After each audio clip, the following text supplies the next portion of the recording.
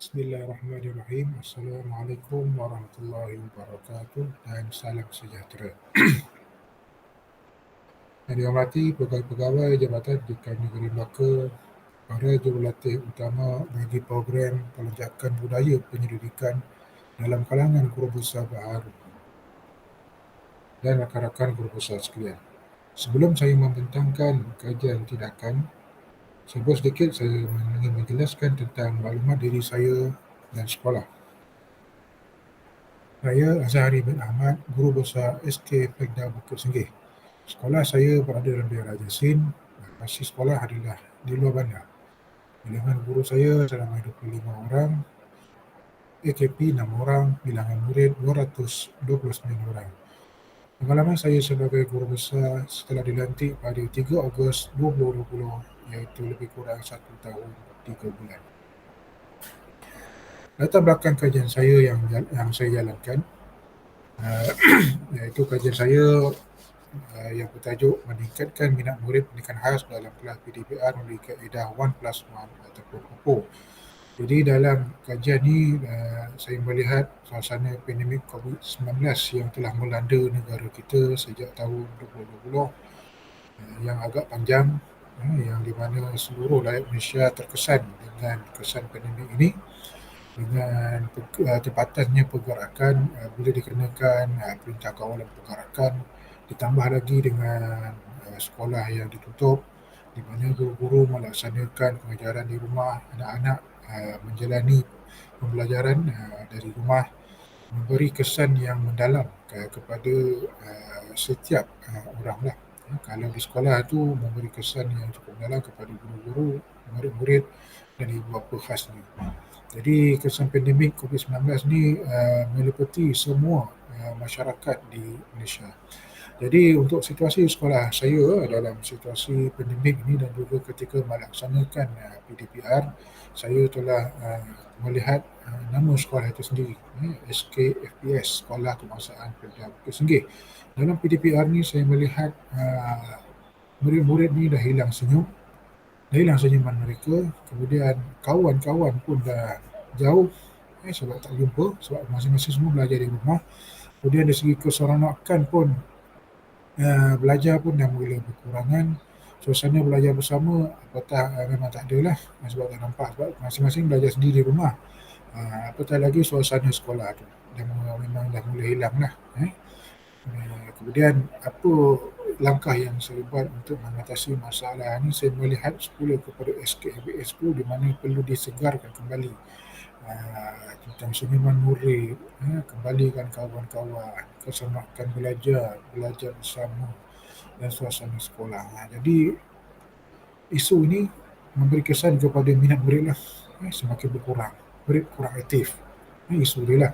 Dan apa intervensi? Intervensi tadi yang saya nyatakan tadi, iaitu saya melaksanakan program 1+1 ataupun kaedah 1+1 OPO ni tadi, di mana saya menekankan 3T dekat situ, 3T. Jadi melaksanakan program ni mesti ada tim pasukan, mesti ada tim, kemudian mesti jalan dibuat bersama, together, dan apa target sasaran kita.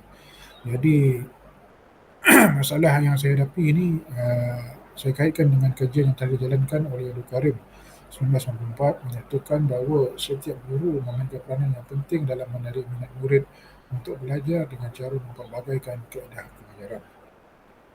Jadi isu dia itu tadilah fokus utama saya melalui pemerhatian atau membual tadi, saya fokuskan kepada murid yang tidak aktif lah. Murid tidak aktif, di mana strategi saya jalankan meningkatkan motivasi guru-guru dan murid dengan program-program ukhuwah serta memberi penghargaan. Tulisan yang saya besar itu memberi penghargaan lah, saya menjalankan intervensi 1+1 tadi. Baik, fokus kajian saya. Saya fokuskan kajian saya ni iaitu meningkatkan amalan penggunaan saya dalam membantu guru-guru menarik minat murid kelas pendidikan khas hadir mengikuti kelas PDPR dan memberi maklum balas tugasan yang diberi. Jadi saya tengok dari segi minat dan aktif murid ni dah berkurangan. Jadi saya terpanggil untuk membantu guru-guru saya tadi dan menjalankan program ini. Baik, apakah tujuan kajian? Tujuan kajian saya iaitu untuk menambah baik amalan pengurusan dalam membantu guru-guru bagi meningkatkan minat murid dalam kelas PDPR agar pembelajaran dapat dilaksanakan dan murid kembali ceria dan bersemangat seperti sesi bersemuka. Ini penting ni, sesi bersemuka ni. Maksudnya ceria seperti sesi bersemuka tu. Nakkan ceria, minat, aktif kembali. Kumpulan sasaran, inilah murid kumpulan sasaran saya, Sekolah Kedah Bukit Senggih, murid kelas pendidikan khas, Arif, murid 11 orang, 10 lelaki dan seorang perempuan.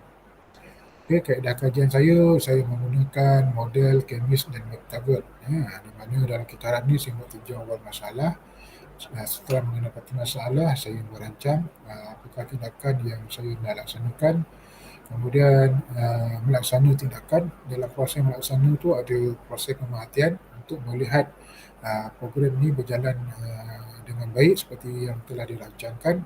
Dan akhir sekali saya membuat refleksi lah, membuat ahli balas dari segi kekuatan, kelemahan, cadangan perbaikan. Okey, jadi kaedah mengumpul data ni saya menggunakan dua, iaitu kaedah pemerhatian lah. Kaedah pemerhatian dan juga kaedah tembuan. Kaedah tembuan. Baik, intervensi kajian. Intervensi kajian. Yang pertama iaitu aktiviti yang pertama saya membuat hibahan lah. Membuat hibahan tentang ganjaran hadiah kepada murid yang memenuhi kriteria dengan menggunakan kaedah 1+1 apa ni tadi lah.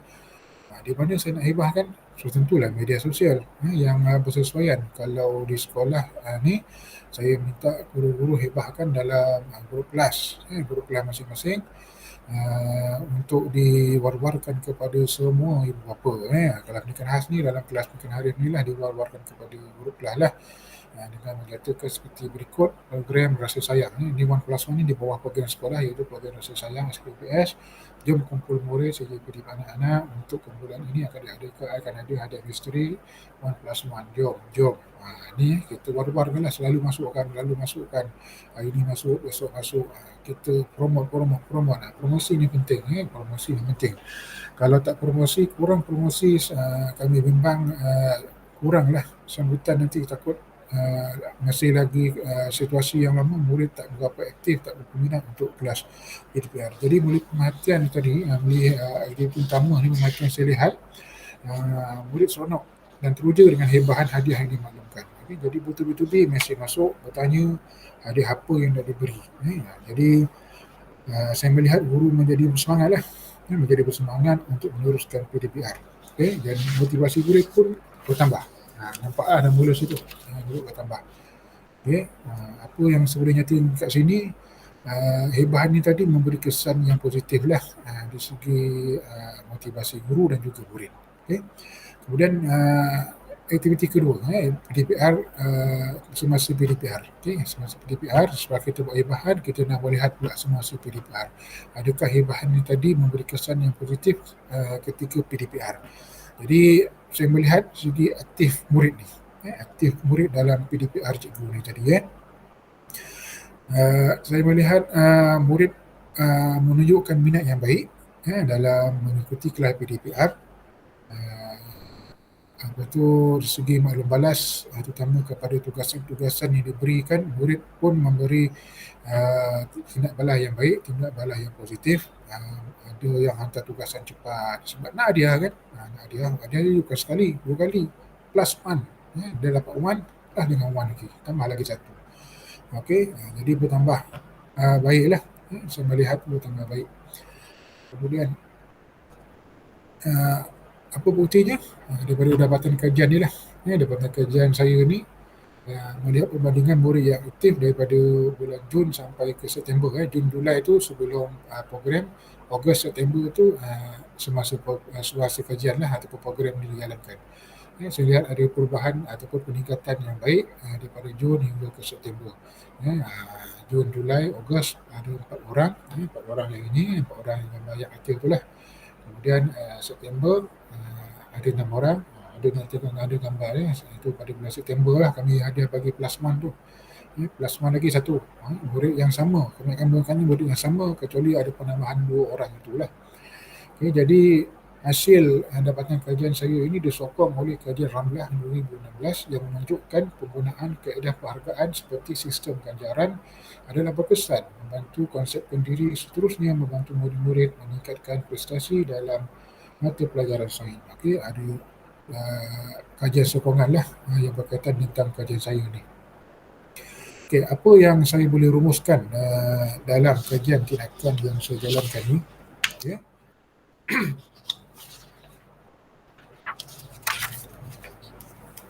Didapati bahawa murid kelas pendidikan khas Arif mempunyai tahap motivasi yang rendah untuk aktif dalam kelas PDPR kerana hasil temu bual awal yang dilakukan ramai menyatakan bosan kerana tiada aktiviti menarik dijalankan semasa dalam pertalian atau pertalian. Ini yang semasa permulaan lah. Okey, semasa permulaan. Okey. Jadi apabila melihat situasi ini, maka tercetuslah idea memberi ganjaran hadiah kepada murid yang memenuhi kriteria yang telah ditetapkan dalam usaha meningkatkan minat murid. Okey, jadi saya bagi pandangan kepada cikgu, melalui program rasa sayang ni, kita buat satu kaedah ni lah, kita aplikasi kaedah 1+1 ni, memberi penghargaan kepada murid. Bukan sekali, tapi +1, ditambah lagi satu lagi hadiah. Dan kami sokong lagi dengan satu lagi +1 hadiah kepada ibu bapa, sebab ibu bapa memainkan peranan yang penting dalam memastikan anak-anak mengikuti kelas PDPR itu tadi. Jadi saya percaya penerapan pelbagai kaedah intervensi mampu menarik minat murid hadir terhadap mata pelajaran yang lain. Pengalaman dalam kajian ini juga dapat membantu saya dalam memperbaiki amalan baik pengurusan saya, terutama pengurusan kurikulum dan dalam membantu guru menjayakan PDP untuk kelas. Jadi apa cadangan penambahbatan saya, iaitu di mana saya mencadangkan satu lagi kajian perlu dilaksanakan bagi mengukuhkan lagi program sedia ada dalam menambah baik amalan pengurusan kurikulum di sekolah. Okay? Jadi itu saja daripada saya tentang kajian tindakan yang telah saya laksanakan di Sekolah Kebangsaan Perda Bukit Segeh. 1+1 OPPO, rasa sayang SKFBS. Sekian, Assalamualaikum warahmatullahi wabarakatuh. Terima kasih.